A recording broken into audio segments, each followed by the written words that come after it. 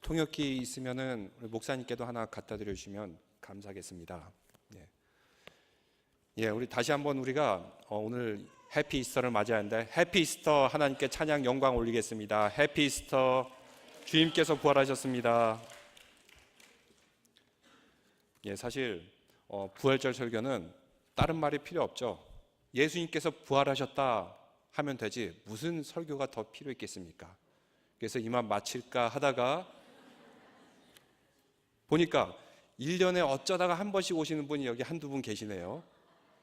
1년에 부활절 아니면은 성탄절 때 이렇게 오시는 분들이 계셔가지고 이분들을 위해서 부활절이 무엇인지 서론, 본론, 결론 설명하려 하니까 거의 1시간은 걸릴 것 같은데, 반면에 또 오늘 새벽부터 이렇게 열심히 나오셔가지고 또 예배 드리신 분이 있기 때문에 적당한 길이로 마치려고 합니다.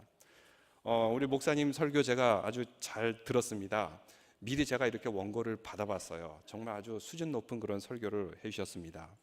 예수님의 부활하심, 그 부활하심이 not true, 만약 그것이 사실이 아니라면 왜 이렇게 많은 분들이 이렇게 부활절에 모여서 예배드리고 찬양드리고 수많은 교회들, 수많은 선교사들, 아무 의미가 없죠. 예수님께서는 부활하셨기 때문에 우리가 믿고 확실히 이 자리에서 증거하는 줄로 압니다. 그래서 목사님께서 간단하게 요약해 주셨는데, 예수님께서 이렇게 십자가에 죽으시고 부활하신 그 이유가 무엇인가? 우리에게 겸손과 순종을 가르쳐 주십니다. 예수님께서는 하나님의 아들이시지만 자기를 비워 종의 형체로서 이 땅에 오셨습니다. 주님의 말씀대로 순종하시고 십자가에 못 박혀 죽으셨습니다. 그 후에 사랑으로 용서하여 주셨습니다. 예수님의 제자들이 다 배신하고 도망갔습니다. 그럼에도 불구하고 예수님께서는 그들을 다시 사랑하시고 용서하셨습니다. 우리에게도 서로 사랑하라, 용서하라 말씀하십니다.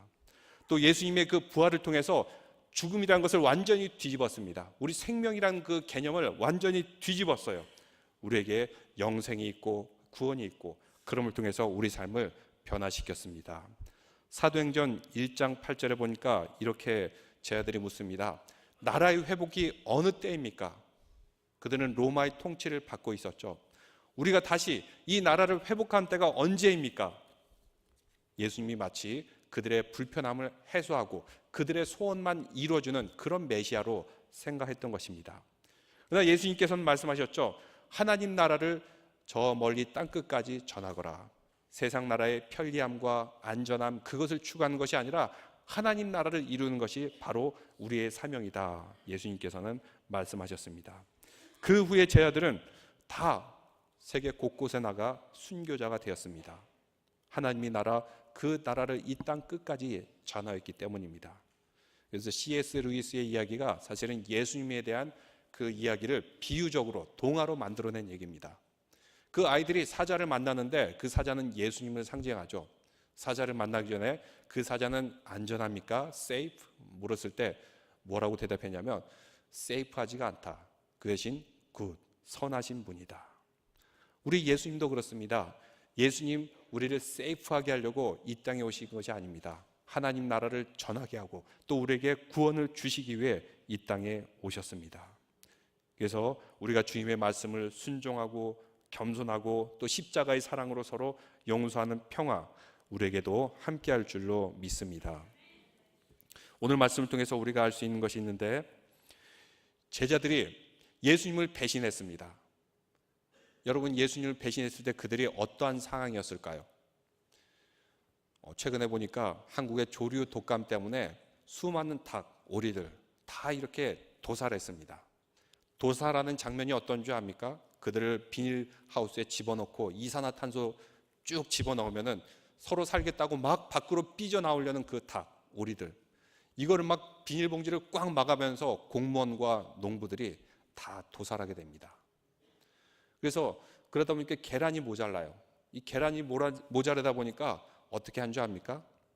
미국에서 수입을 했는데 그 수입하는 운반 도구가 비행기를 타고, 세상에 계란이 비행기를 타고 한국으로 계속 공수가 돼요. 그래서 계란값을 안정시킨다고 합니다. 교회에서도 이렇게 부활절날 이번에는 계란으로 안 하고 가뜩이나 계란이 모자른데 이 부활절 때 해버리면은 참 모자랄 것 같아가지고 그리고 가격만 뛰어오를 것 같아가지고 이번에 우리 아이들 주듯이 플라스틱 통에다가 이렇게 캔디를 담아서 준다고 합니다. 근데 문제는 이 장면에 도사라는 데 있었던 그 농부들과 공무원의 이야기입니다.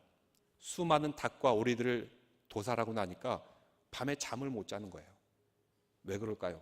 그 죽었던 그 닭, 계란 이런 것을 보면서 이것이 트라우마가 돼가지고 밤에 잠을 못 이룹니다. 악몽을 꾸기도 하고 고통스러워서 견디지 못하는 거예요. 그래서 정신과 치료를 받는 그런 농부, 그런 공무원이 있다고 합니다.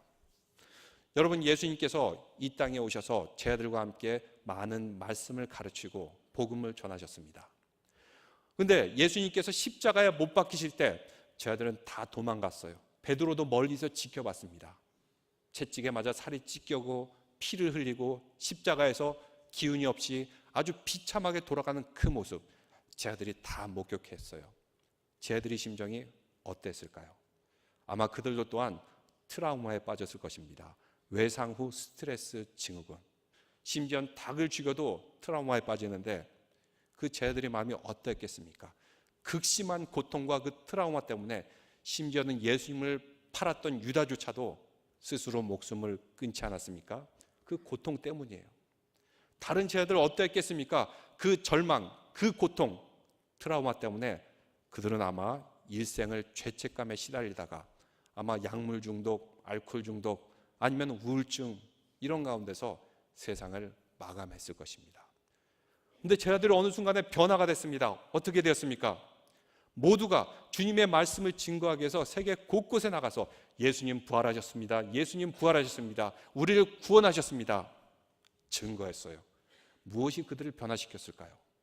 그들은 부활을 보았고 목격했기 때문인 줄 믿으시기 바랍니다.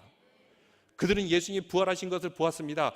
그럼을 통해서 그들은 세상에 어떤 정신과 의사도 치료할 수 없는 그들의 트라우마와 정신적인 고통들을 다 치유하고 오히려 하나님 나라 위해서 세계 곳곳에 나가면서 주님의 사랑과 주님의 나눔과 그리고 선교적인 사명을 다 전달하면서 죽음도 두려워하지 않았습니다. 바로 그들은 부활을 보았기 때문입니다. 만일 부활이 없었다면 이렇게 교회들이 복음을 전하고 말씀을 전하고 교회들이 세워지고 예배를 드리는 게 아무 소용이 없죠. 웨이스트 타임, 시간 낭비입니다. 근데 그들은 부활을 직접 보았고 그 말씀을 가지고 세계 곳곳에 나가서 복음을 전하였습니다. 어떻게 전하였습니까? 오늘 마리아를 통해서 알 수 있는데 내 말씀을 내가 살았다는 것을 제자들에게 이루어가라. 17절에 말씀하고 있습니다. 너는 내 형제들에게 가서 이르되 곧 너희 아버지 내 하나님 곧 너희 아버지께로 올라간다 하라. 주님께서 부활하심을 제 아들에게 전하라 라고 말씀하고 있습니다.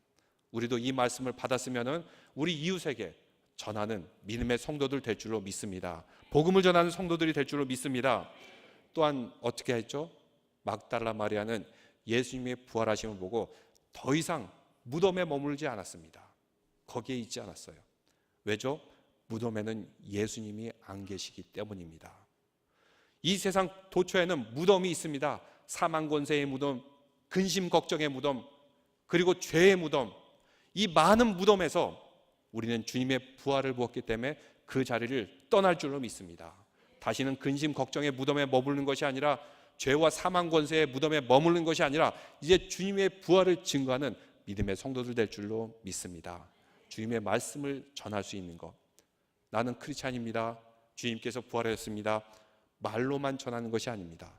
예수님이 제 아들은 죽음에서 사망과 죽음에서 부활로 가는 것을 보고 나서 그들의 삶이 변화된 것을 삶으로 살아냈어요. 삶으로 증거했습니다. 그래서 기독교 국가들이 생기고 기독교 정신으로 세계 민주주의가 생기고 또한 기독교 정신으로 세계 경제가 움직여지고 세계 군사가 움직여지고 만약 예수님의 정신, 기독교 정신이 없었다면 어떻게 됐을까요? 여전히 세상은 약육강식의 세계, 폭력으로 지배하는 세계, 그리고 아주 비참한 그런 세계가 됐을 것입니다. 그런데 믿음을 가진 사람, 신앙인을 가진 사람들이 세상을 변화시켰어요.